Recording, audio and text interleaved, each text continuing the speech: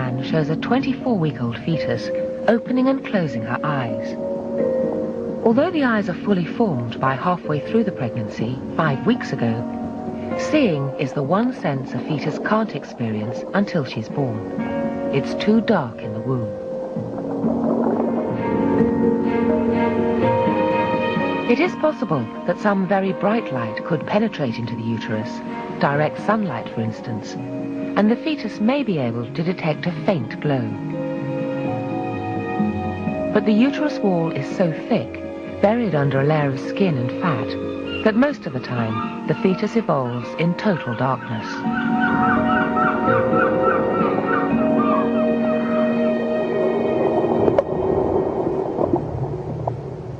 There may be nothing to see, but opening and closing in this way helps the fetus develop the blinking reflex, a reflex that stays with us for life, protecting our eyes from foreign objects, keeping them moist, and shielding them from bright light.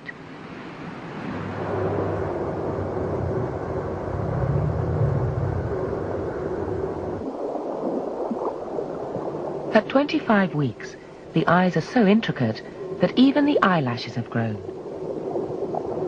But there is one detail that may not fully develop, however much time the fetus spends inside the womb: the color of the eyes. Some pigments need light to form properly, and the baby's eyes may change color during the first months of life.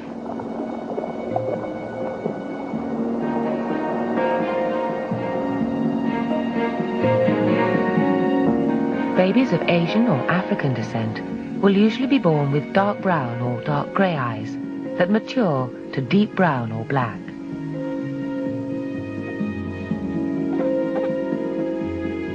A Caucasian baby will almost always have blue eyes in the womb, even if they're destined to become green or brown. Geneticists used to believe that one gene determined the colour of the eyes. But new research has shown that several genes are responsible, and it's impossible to tell, just from looking at the parent's eyes, what colour the baby's eyes will be.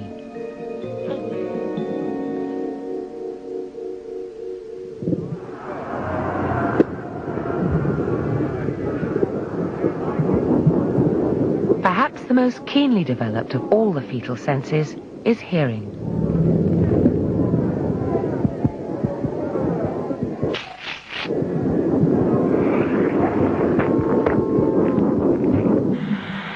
The fetus may be completely surrounded by amniotic fluid, but because sound travels through fluid about 4 times faster than it does in air, she has plenty to hear.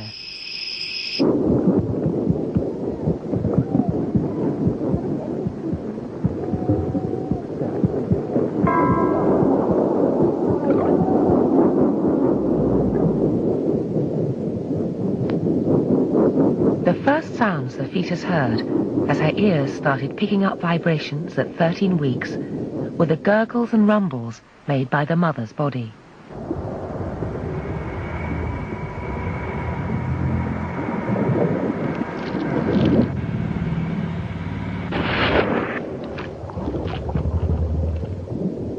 A succession of hiccups, burps, bubbles, sloshes and slurps will mark the passage of food, liquid and air in, out, and through the maze of passages and tubes just inches from the baby's ears.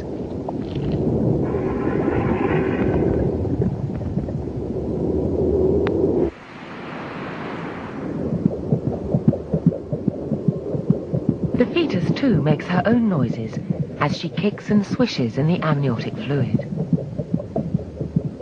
She will also hear the competing thuds of heartbeats, her own racing at twice the speed of her mother's, both her constant companions through her time in the womb.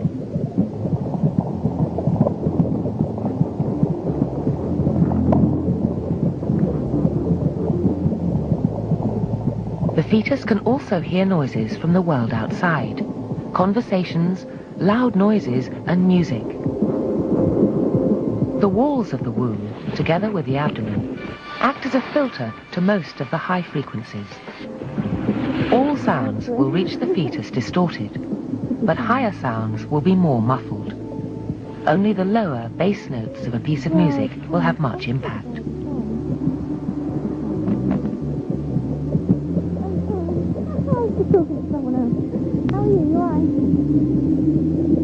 Voices will sound distorted too. Vowels are generally lower in pitch than consonants, so the fetus will just hear the melody of speech without the percussion of consonants. That's not like her at all. The sound of the mother's voice is different from any other, since it travels directly through the fluids of the body. Oh. This may help the baby develop the very different kind of relationship it has with its mother from anyone else.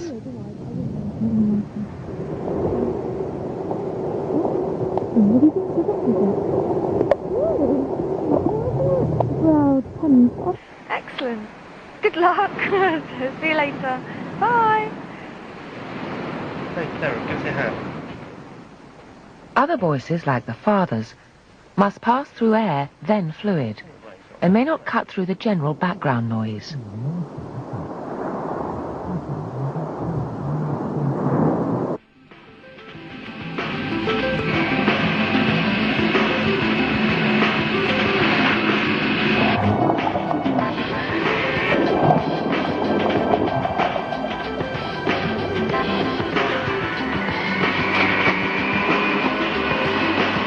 They may react to sudden sounds with the startle reflex, flinging arms and legs out to the side. The startle reflex is thought to have originated at a time when we were more at risk of being eaten. A sudden noise or touch from a predator will trigger the reflex and cause the arms to fling out to the side in what may be an attempt at self-preservation.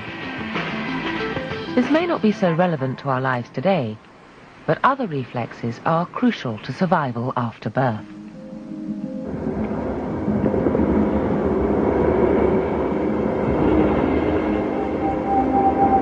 In this 4D image, the fetus is swallowing amniotic fluid, and during this trimester, she will swallow up to ½ liter of fluid every day.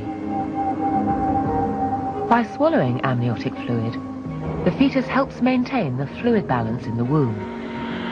It also helps her digestive system develop properly.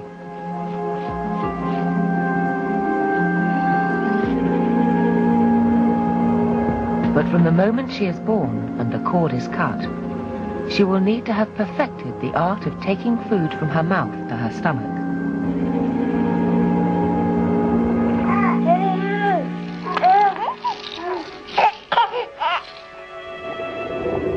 Alongside swallowing, one of the most important reflexes to have perfected before birth is sucking. Anything vaguely nipple-sized that comes close to her mouth will trigger her attempts at the sucking reflex. This fetus, aged 25 weeks, first sucked its thumb at about 11 weeks, at which time it may already have begun to develop a lifelong preference for one hand or the other.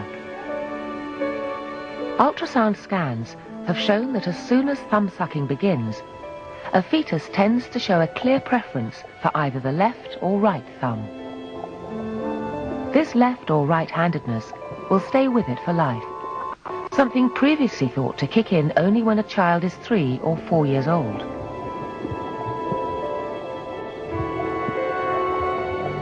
At 26 weeks, the fetus measures 25 centimeters from head to bottom.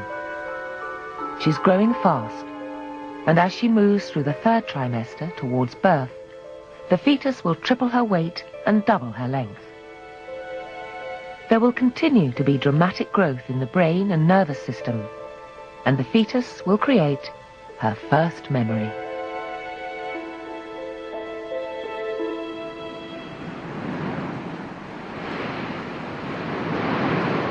By week 26, it may just be possible to hear the fetus